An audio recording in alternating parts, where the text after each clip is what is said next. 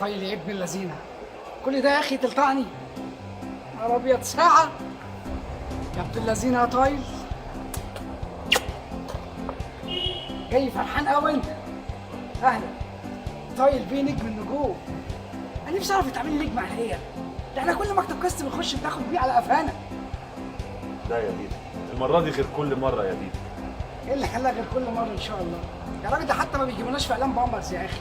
يا ابني بقول لك شؤون الممثلين مكلمنا بنفسه، معنى كده ان اسم ديدا وطايل خلاص هيعدي يا ديدا.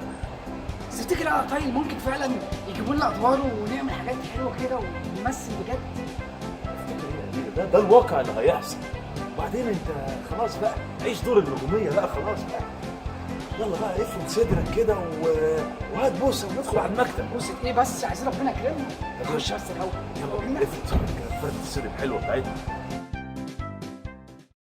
ايه ده يا عم انا معاك، في ايه؟ ما تزعلش. انا دلوقتي هثبت لك ان احنا بنعرف نمثل. هجيب لك اي واحد من الشارع دلوقتي واخليه يوريك.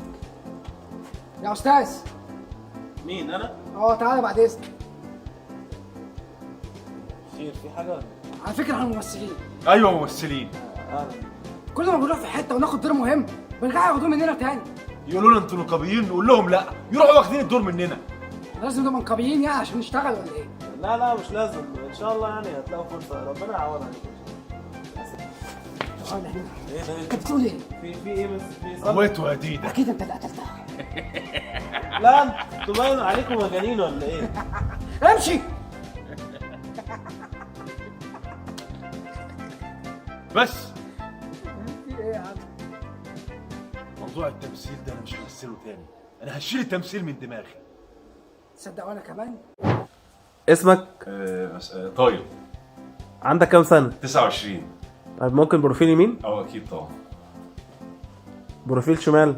طبعا ماشي تمام يا طارق. ان شاء الله اشتغل معاكم تاني، يعني هنشتغل ان شاء الله خير باذن الله. يا رب، عشان انا جاهز والله وان شاء الله خير. ايه ده؟ ايه انت مش قلت لي مش هنمثل تاني ومش هنعمل حاجه تاني؟ اجي عليك هنا؟ مين انت مين؟